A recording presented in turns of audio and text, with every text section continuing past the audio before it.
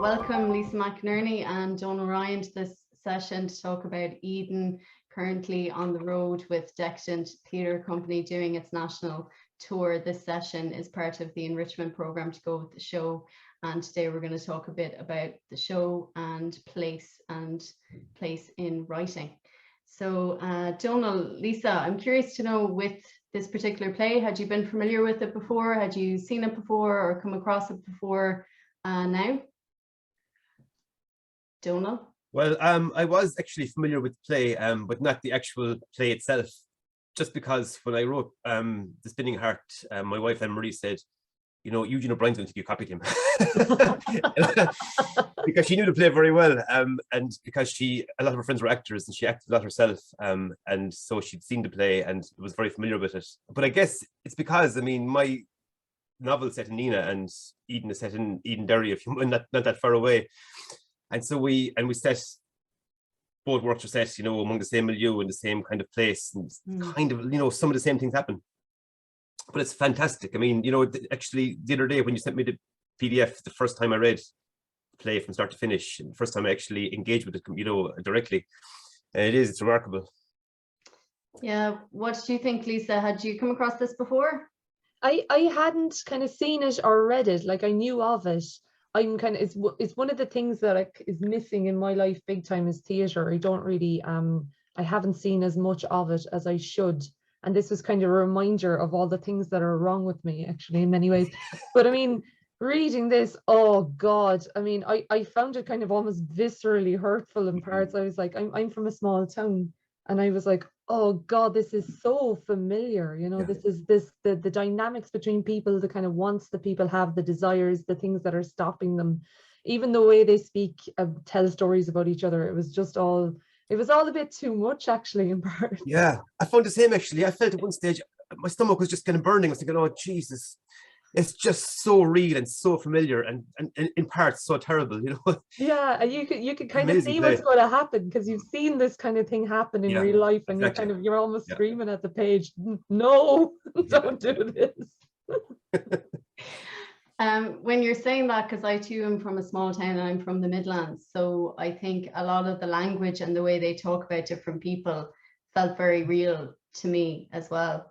And I suppose the central relationship of Billy and Breda and what we're watching unfold is very affected by their environment and by the town of Edenderry. What did you think about the dynamic of, I suppose, public life in this bubble? What did you think about the bubble of Edenderry in the show, and what it was like for the dynamic of Billy and Breda? Lisa? Yeah, I mean, they're very much defined not just by their environment, but about how hemmed in they are by their environment. And it's a case of, for Billy, it's something that's driving him a bit crazy. Like he wants to be defined by something other than what he is and where he is, you know. Mm-hmm. And even the people that he talks about or kind of reacts to are all people who are returning from other places who have gotten away when he hasn't. And then for Breda, her thing is like, it's not just the place she's in, but kind of the time that she's still stuck in. She's kind of stuck in the past and traumatic experiences that have happened to her. She kind of wants to reframe the place she's from as something kind of comforting and familiar. And you can see her kind of reaching out in that kind of aspect, and yet at the same time constantly stymied by the person that she used to be and the fear that she has about how other people look at her.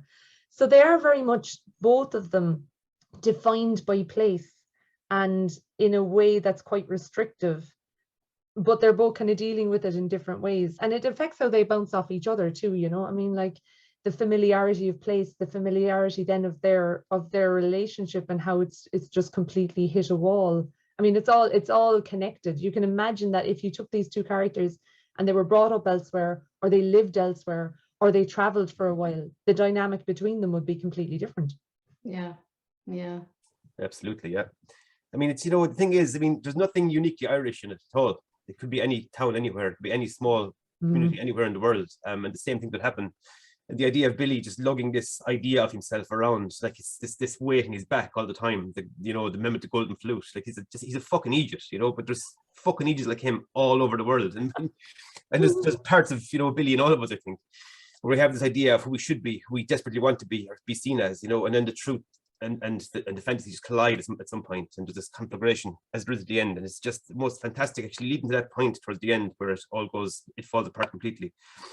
It's just so amazingly well done, but it's just so familiar. Definitely, I think that the fact that there's this kind of slightly layered place that they're in, really feeds into their sense of who they are and who they want to be, and this kind of impossibility of being what you want to be.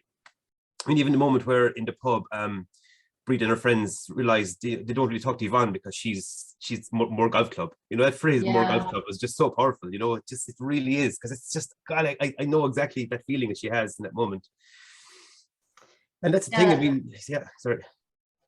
No, I was just going to say, when you're saying that, early on in the show, Billy says, "I'm from St. John's Park and I shouldn't really be here," about being in the golf club. And it's kind of interesting to see within this small town, there are massive kind of parameters around status and that kind of thing. And it feels to some degree, I suppose, at this moment in time in the show, that Billy, like you say, Lisa, is trying to kind of push outside of something, but is still kind of hemmed in by the rules of sort of where he is. And I wondered, the way he starts to fantasize about the painting and this kind of thing. Like, is it the smallness of the place that encourages fantasy? Like, what encourages that kind of fantasy? Because both him and Breda are kind of living in a bit of a fantasy, and both of them are heavily fixated on lust and on passion and this idea of romance. And it's funny because the two seem to play out alongside each other, but within this space. Yeah, I mean, even the fantasy, even when you think about Billy, I was nearly said poor Billy, but actually I really don't like Billy. And I really, and it's probably the familiarity of him is what I don't like, because I have met lads like him who are all, constructed in a way that they think makes them very kind of the big man in the small town. And you can see it's a facade, and you can see how it's going to collapse. And it's just, they can be very toxic to be around people like that. So I've met a few Billies, but even within the fantasy that he looks at, like the fantasy itself is so small. It's just like based on something that he sees, and he's imagining himself in this kind of vista. And he hasn't kind of thought something extremely mad. He hasn't gone off on any kind of tangent or really pushed himself. It's just like, this is the fantasy because it's a symbol that's been given to me, so this is what I have to work with. Likewise, Breda, she has fantasies based around a book that Eilish gives her, and even that is like, it had to be put in her hands, like this way of escape and this kind of permission to feel some lust for the first time ever. I mean, like it's almost kind of, that in itself is almost kind of heartrending. The idea of fantasy being even the imagination being so hemmed in, like they seem to be pushing, and yet never, like they're almost doomed to never really make it beyond kind of the limitations of these very small ideas and very small fantasies. Yeah, they're very powerful elements in the play, actually, the painting and the book, and what they represent for Breda and Billy. And I love the element of Breda, even though she's so desperate for Billy just to want her and to love her and to desire her, she still wants to punish him. And that's a lovely moment when she imagines being in the position of the woman in the book, Billy tied up behind her, being forced to watch, because she still wants to hurt. She knows well. He's out carousing, or he's out trying it on at least, and she's, at one point she admits that, she knows he's looking at other girls, but you kind of know she knows more than that he will take any opportunity to get a leg over, because it's just, she knows him.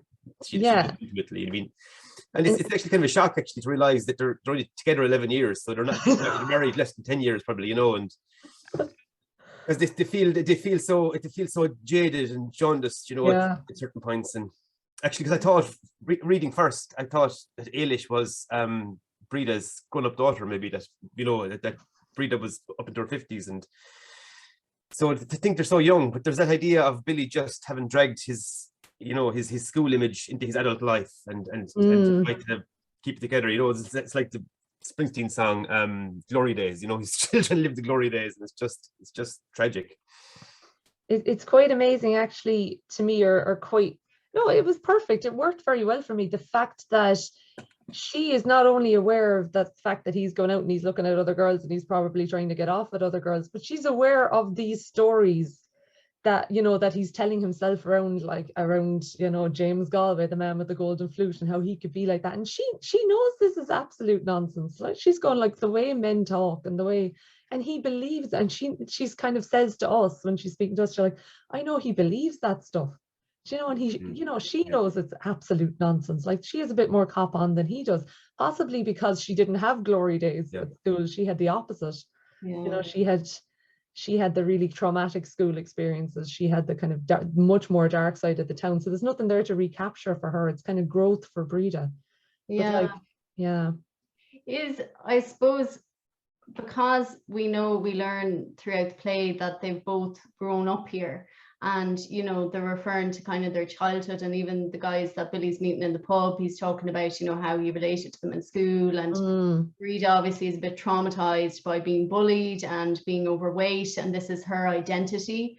And there's this kind of, I suppose, question of, like, how do you develop, or how do you grow if you stay in one place? But then when you compare Billy to Breda, it seems that Breda has managed to reach kind of an emotional maturity that Billy hasn't, you know. And I don't know, is that based on Billy, or, you know, is it based on his relationships? Because her best friend, I think, is a very good influence on her, whereas, like, all we hear from his side is Johnny Galway. And, you know, I don't know if there are any kind of good men around him, except for maybe kind of Breffney, and even kind of Breffney, you know, has his own yarns and his own tales to spin, you know. But he was kind of one of the only people, and I suppose towards the end, Owen, you know, who says, you know, your wife is an attractive woman, and sort of brings the outside perspective, I suppose, in. But it seems like in the show that Breda does manage, despite being in the town, she does kind of manage to sustain and maintain this genuine love she seems to have for Billy, whereas he seems very kind of lost in the gossip of the town, you know, and what is real and what is not real. It certainly feels to some extent like the women have a better grip on the reality of the place. And that's kind of my thought anyway on it. Yeah, I think that it comes back to that, the fact that she had such a traumatic time, so she's building herself up from nothing. There's no kind of illusion there for her about things being perfect, or about her status in her community being a particular thing, the way Billy does. Billy is all kind of front, and he's all kind of, he has these illusions about how important he could be, and he has all these kind of jealousies about what he thinks is happening behind his back, and the things that he feels that he can't get access to, but he should be able to get access to if he only does this, this, and this. Like, there's no illusion there for Breda. She's already been at the bottom of the totem pole in terms of her town society. When she was at school, she was pig arse, you know, which is the worst possible thing that she felt anybody could have been called, and she kind of had to climb up through that trauma. Billy doesn't have that kind of background, so for him, he is kind of still kind of, I suppose, he's still infected with a kind of a dark and toxic hope for the status that he could have. She doesn't have that delusion. I think that's what it is. Yeah, that's it, because everybody seems to have a tag or label in the play, you know, Quencher and the Laba, and some of them are hagiographic nicknames that, you know, you can be proud of. You can go through your life having this great nickname, but she's got the worst nickname. That's it. You know, she's absolutely, at least at the bottom of the heap. And that in a way is freeing for her, because she can construct a real new self, whereas the other Regis is just trying to hang on to something that was never there in the first place. Yeah. That image though of Breda, you know, thinking back to her younger days and being, you know, and lads from the town talking to her, you know, the wealthier lads and the brainy lads and the nerds, you know, but all with a smirk on their face, and all of them with the nickname just behind their lips. You know, it's just such a horrible image. It's so powerful. And whether or not they actually did, certainly that was how she felt. Yeah. You know, I mean, like that was her suspicion, was constantly that they were all laughing at her, that they were all ready to turn on her at any moment. But I think you're right, Donal, that kind of leaves her more space to construct a better self, or a more mature self for herself as somebody who belongs in the town. She actually has a better chance of doing that than Billy does. Do we think that if Billy and Breda existed outside of Eden Derry, if they had moved do you think some of the same dynamics would be playing out for them in relationships or not?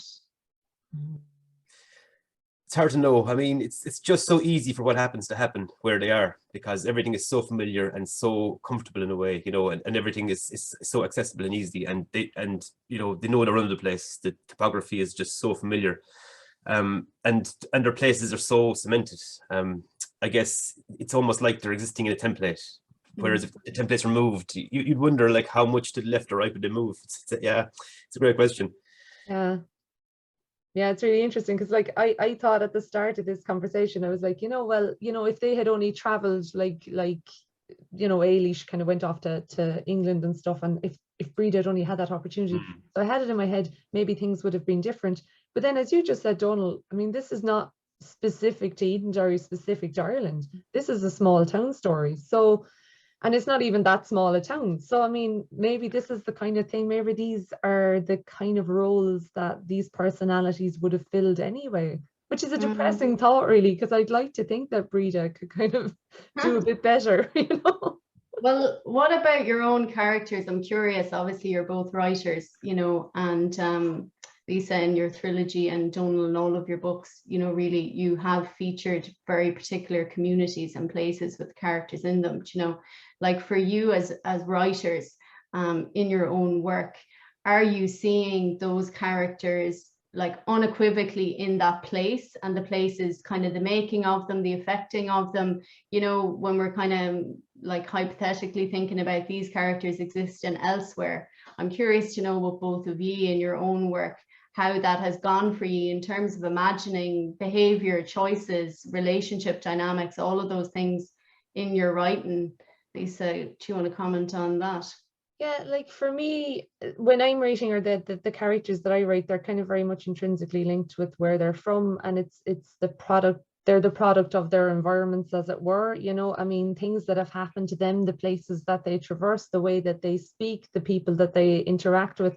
All of this is what place is. It's not just geography, although that's part of it, because all the novels I write are set in Cork, so you know they're all fairly wiry from walking up and down the hills. I mean, that kind of the geography of things does come into it a little bit, but there's more to place than that. Place is kind of language as well. It's dialect. It's the way that it's the kind of the points that we have in common, the kind of cultural references, all of these things. So I mean, that's what builds a character. I'd like to kind of think it would be a lot easier if you just had kind of little archetypes. You know, this person is confident, this person is a bit of a rogue, this person is completely toxic, whatever it is.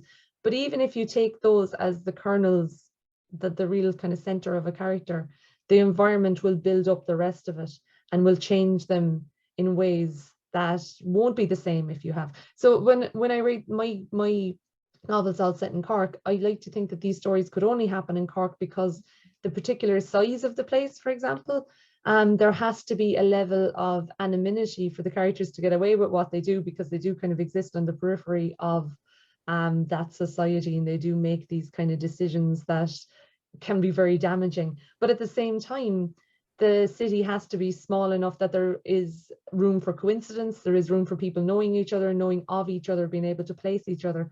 So I mean, I think you couldn't take these stories that I've written and put them outside of Cork. They wouldn't make any sense. So place to me is really imperative, you know. Yeah, I think my sense of place really, or the way I approach place when it comes to what I write, it's almost utilitarian, because you know, the familiarity of the lexicon and landscape of the place where I was born and reared, is what allowed me to write in a way that felt natural. So it allowed me to actually write.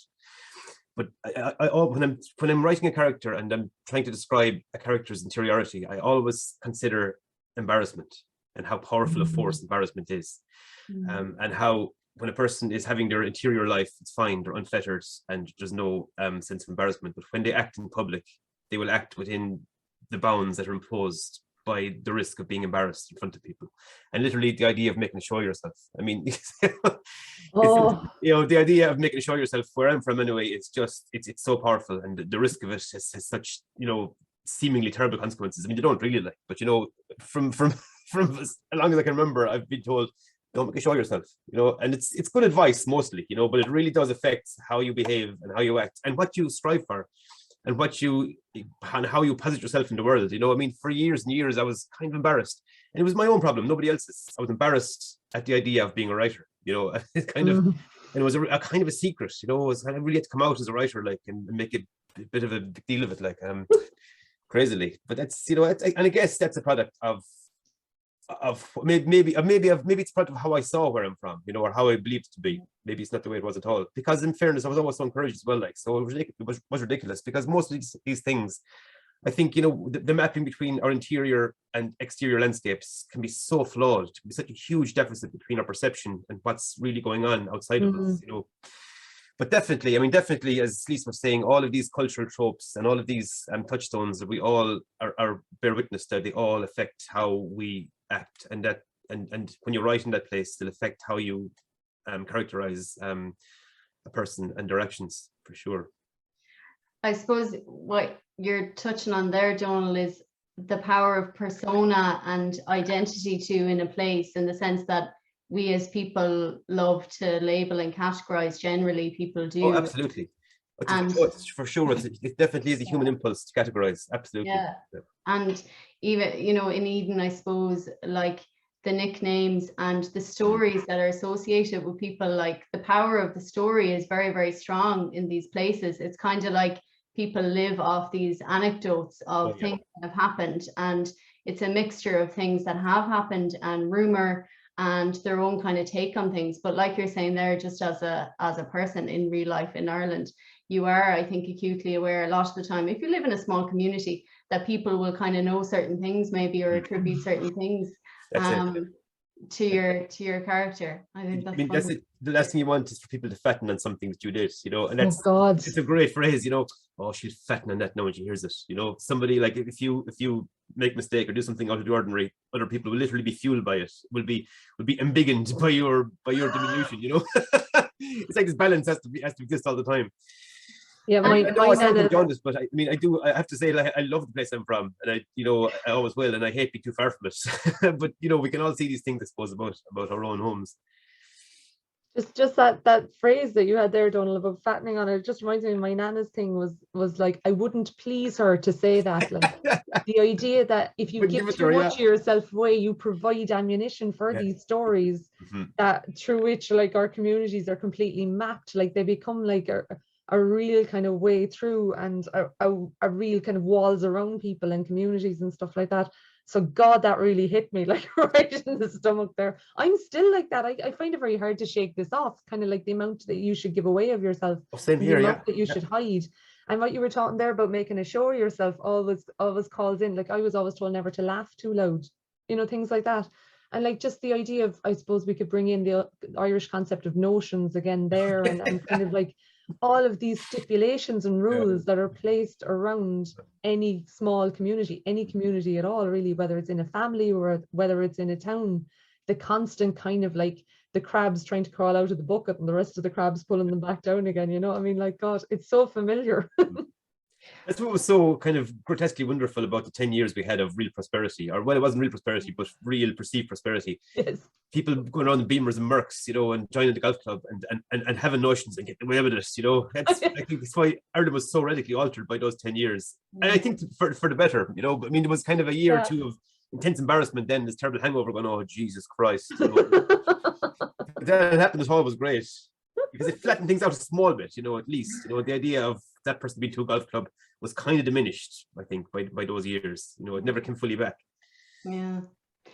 Why do you think Irish communities have this sense of secrecy and sort of like revelation? Because, like you're saying there, Lisa, about, you know, giving away the thing, and thinking about my granny. You know, my granny was from Craughwell in Galway, and she was a friendly woman, social, but anytime she met a stranger, she would give very little away about herself. And my mother used to always comment on it and say, like, what is wrong with you? You know, you're very kind of caged in one way, you know. But it was definitely a kind of a thing that, you know, you don't kind of give certain things away. And I know that, like, people have said that about Irish people in general. We're great at, like, being nosy and finding out all of the things. And then you kind of get to a point where you go, hang on, I know nothing about you, and now suddenly you know all of these things. And that kind of question of where are you from, the joining the dots, the trying to kind of find people who know you, like, almost like we're keen to kind of either have something that there's someone who can vouch, or else that there might be something kind of connected. Like, what is it in Irish people, do you think, is creating that? Do you know what? It almost feels unfair to kind of bring up the obvious, which I think is probably from the 20th century. The grip of the Catholic Church probably had something to do with it, and the idea of judgment and the idea of kind of sin and this kind of very judgmental society that people were in, which had actual real effects, you know, that where we had things like Magdalene laundries, we had things like the mother and baby homes. This was real, this kind of stuff that happened, this trauma was real. So the idea of any authority having too much information about you and the things that you got up to would have a genuine, very real and understandable fear for people. But like that's the big kind of answer. I don't know if it predates that, you know what I mean? I suppose we have a long history of colonization too, so it's probably in the marrow somewhere. But it's interesting what you said, Danny, because I remember reading before from people who weren't born in Ireland but have lived here for many years, and one of the kind of complaints, as it were, is that the Irish aren't quite as friendly as they think they are. On a surface level, they're very friendly. They like to chat and banter and all that, but it's very hard to go deeper with an Irish person because we are quite guarded. And that for me was like, oh God, I have to rethink what I thought I knew about, because I was really proud of like this kind of concept that we have about Irishness and how friendly we are and how lovely we are and how we're welcomed everywhere we go because we're so nice. And then to have somebody kind of challenge that was a real moment for me, going, oh God, they're right.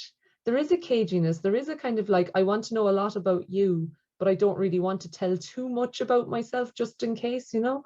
It's interesting. It's interesting.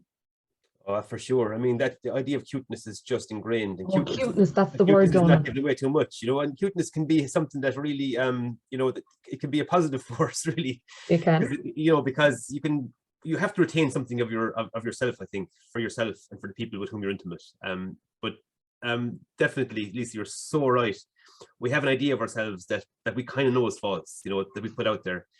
That we're the great lads, you know, we're always the best crack and we're always the best behaved when we qualify for a tournament abroad. Irish fans are always going around doing good deeds, basically, you know. we refuse to hear anything negative about the Irish lads abroad. But it's not, you know, and when there's definitely a huge amount of denial about the absolute truth of the Irish psyche. But I mean, again, I suppose we can't homogenize, but definitely the fact that we were under the cosh and we were colonized for the best part of 1,000 years. Yeah. And colonized by our own people as well, you know. I mean, the big shots fell in with the oppressors, you know, and took their share of the spoils. And ordinary working class people were all of us squashed down into nothingness. You know, the small farmers, the laborers, the factory workers were always treated like dirt. You know, and you can still see it today. I mean, just the huge anti-trade union movement. You know, there's a real force in government and society that absolutely detests trade unions, because trade unions give ordinary people power and a say, you know, and give them a real claim on actual rights, you know, and actual owning property and having a good, decent, steady salary, you know, and having rights. It's just amazing, and it'll never change. But that's not just Ireland. I think it's everywhere. It's how a stratified society is imposed on almost every population in the world. Really, it definitely is more pronounced here than in other places. Yeah. The show is called Eden, and obviously it's based in Eden, Derry, and I think the writer Eugene was kind of playing a bit with this idea of Eden and the fall of man and the forbidden acts and all of that definitely seemed to have a relevance to the story. I even wondered at one point too, which could be totally me just reading into it, but the way he kept talking about the tree and the tree being this place where he was going to like do the deed, and I kind of thought afterwards, okay, the tree, you know, is this symbolic, but I suppose, you know, Eden as in the place is definitely, in my mind anyway, no type of garden, you know, in terms of a beautiful kind of heavenly place. It seems to be kind of the opposite, so I'm sure he was kind of using the imagery of that in different ways. It's hard to even know in the story who or what the snake is or any of that kind of thing, because especially the way it goes in the end and the things that happen. But I wanted to just ask you a bit about within the setting of the play. So I suppose there's a few different kind of scenes that take place in different places, and there's Max, there's the golf club, there's a little bit of the domestic, then there's the canal bank, which is very relevant. Then there's this house party.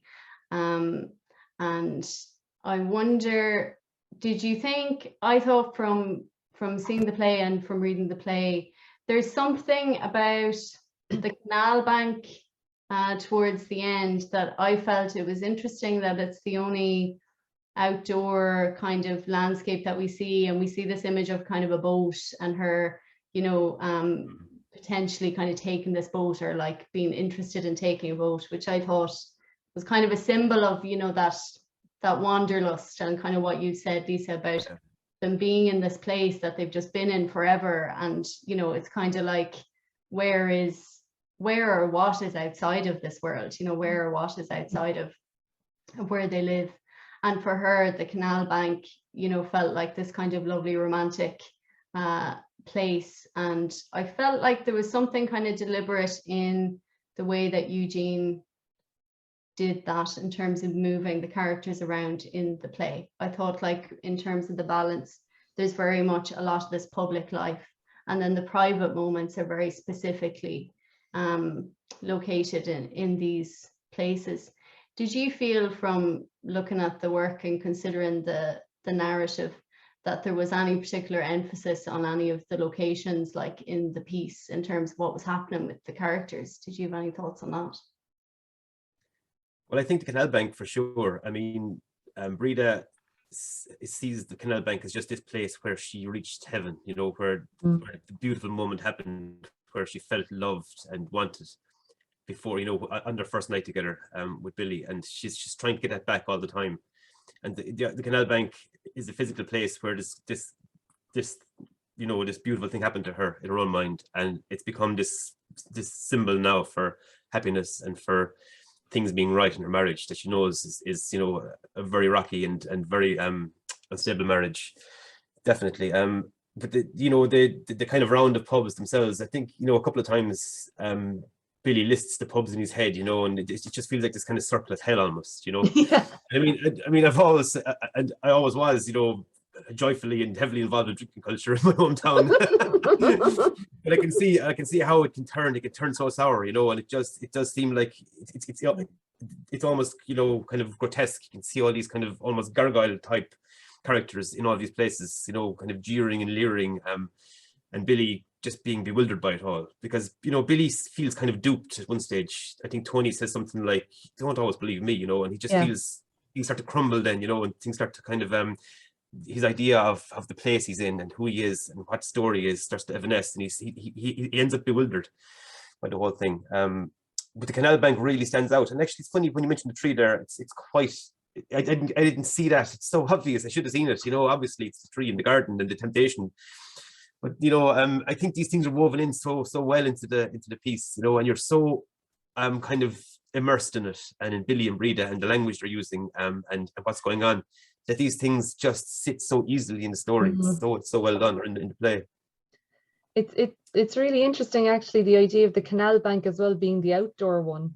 And kind of like, you know, whereas, you know, Billy and his fantasy about the tree, which is this lovely bucolic image and all this kind of stuff that he wants to warp and stuff, but it's still captured, it's still not real, it's captured within a frame, it's not outdoors in that sense. And it's almost like when Breda is outside up at the canal bank and it's really early morning and there's no one else around and the sky just kind of lifts a little bit, you know, it feels like there is kind of a little bit of room for her to kind of to recalibrate and what's gone on and what's gone wrong and what she can do now. And of course her first kind of thing is like, I'm going to steal a boat and I'm going to get away. I mean, like this, and it's a ludicrous image. Of course you can't take a boat and just float off down the stream. That's not what's going to happen.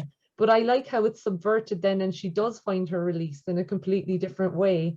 I don't want to say too much for people who haven't seen the play, but she does have her release on the canal bank, and it's kind of in a very subversive and a very different kind of thing. And I'm bloody delighted for her, I have to say. Absolutely thrilled. Oh, it's a triumphant moment. It really is. Yeah. Yeah. And really then when she goes home, she goes back indoors, she goes back into the domestic, she goes back into her house, as does Billy. They both end up back home, but Billy's home even then has shrunk and become smaller and he's down on the floor and he's trying to make himself even smaller within this space. Whereas Breda, you feel she's gone in, she's gotten herself a vodka and she's kind of laughing, you know, and even the house has changed, you know. Yeah, yeah, absolutely, yeah. There's a real sense of something satisfying having happened, you know, and some kind of coming together of Breda's desire and her actuality. Yeah. Whereas for Billy, he never, you know, he's starting to realize who he is. There's a point where he thinks to himself, I sound like someone's dad. And then he goes, oh, hold on, I am someone's dad. Yeah.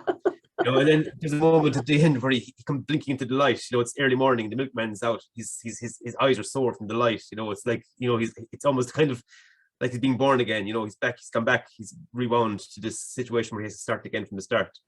It's so well done. We hear the story through the eyes of Billy and Breda. That's how the show plays out. We hear it from both of their perspective as things are unraveling. I'm just curious to know, within the piece, if you'd been able to have the perspective of another character in the show, who would it have been? Who would you have wanted to hear from their take on the situation, and why? I would have, can you imagine the way that poor old Imelda would have looked at all of this, you know, this guy, this Billy person who's older than her from the next generation up, and kind of still hanging around the town, and kind of possibly a kind of a jocular but pathetic kind of feeling to him that she never really thought too much about, until he kind of decides that he's going to make her his in the most kind of ineffective and again, I'm using the word pathetic twice, but pathetic way. I'm just imagining what that whole house party situation would have felt like for Imelda, who's probably, you know, hadn't even occurred to her, you know, this guy's designs on her. Or maybe she thought, yeah, well, you know, I'm young and pretty and he's probably looking at me. But like, to have this guy outside the bathroom roaring in his kind of indecent thoughts about you, while you're just like, dude, I just wanna have a house party, calm down. I think that could be revelatory. I think Billy could have done with hearing what Imelda thought. Yeah. I think Owen as well is slightly outside of he's not from the place. He's looking at these people through fresh eyes. You know, he doesn't know them from school or from work or anywhere else, and he could have a very interesting take on it. And even the likes of Yvonne, you know, the posh lady who gets frisky after a few gins, you know, and it'd be lovely to see what's the truth of that. Or even her husband, Ernie, yeah. You know, I mean, you know, is Ernie really, is he this innocent really, you know? Is he does he know something's going on? Maybe it's some kind of thing they have, I don't know. But of course, they're different plays then, aren't they, you know? Yeah. And very interesting plays, I'd say. Yeah, I thought there was something very kind of funny about the fact that Owen, you know, he's going around the town because he's a salesperson for these putting greens, yeah. Implemented, yeah. Putting greens, which in a funny way, you know, just really seemed to mirror the slightly ridiculous context of the golf club, and who did or didn't belong there, and wanting to belong, and having one of these in your house and what that might mean. And then ironically, he plays the part he does in the story, you know, as this very unlikely outsider that nobody even really thought about, and suddenly he has a kind of a moment. But like you say as well there, Donal, I wondered that too about Ernie. And you know, it's very easy for other people to think that someone is completely stupid, but often that's not the case. And it would be interesting to know what was Ernie's take on things, and maybe he wasn't up to anything with the Boylans, but maybe he had his own set of Boylans, who knows, like, you know. I thought there might be something going on there. Yeah, I mean, just like, I think anybody in that story looking at Billy would have the same opinion of Billy as Billy seems to have about everybody else. Like, it's all about stories, and it's all about like the kind of the silly things that people do that you can't get rid of, you know, that follow them around forever. And I'm sure that there are some very choice stories going on about Billy, or people with very strong opinions about what Billy does. And again, I think it would do Billy the world of good, possibly Breda too, to hear a bit of that sometimes. Well, for sure, because it's kind of gossip and truth, isn't it? You know, it's like, what's the role of gossip and truth in the story? Because there's a certain amount of truth in both of their inner dialogue, Billy and Breda. And we do get a sense of their vulnerability at different times and what they're really thinking. But then it seems like the minute they exist in any place, there are a number of factors affecting what they even think they want for themselves. You know, like when Brita is in the pub and she's thinking, she keeps mentioning the dry ice moment and, you know, will you dance with me kind of, and this is such a kind of a symbolic thing for her, you know, but in reality, like that's not going to really fix whatever has gone wrong there, and whatever is going on with Billy, it's not going to fix that, you know. But there's this kind of truth and gossip, like how much the show in some ways really is kind of, I would say, evenly weighted in that sense, because we get a lot of the inner dialogue and then we get what's happening kind of in the world. But the reason we know what's happening and the reason we perceive it the way we do is because we've heard the inner thoughts and we know kind of what the truth of the situation is. I suppose then in some ways it's like the truth is empowering in the end for Brita, and kind of pathetic, to use your word, Lisa, for Billy. You know, in the end, she's sort of definitely on the upswing. Yeah. Well, thanks so much for engaging with the show and the play. It's really nice to chat to you both about this, and thanks so much for giving it your time and your attention. For anyone who's watching, the show is on the road at the moment with Decadent Theatre Company. You can catch it. The tour dates are on the Decadent website. Lisa, Donal, thanks so much for your time today. And thanks for having us.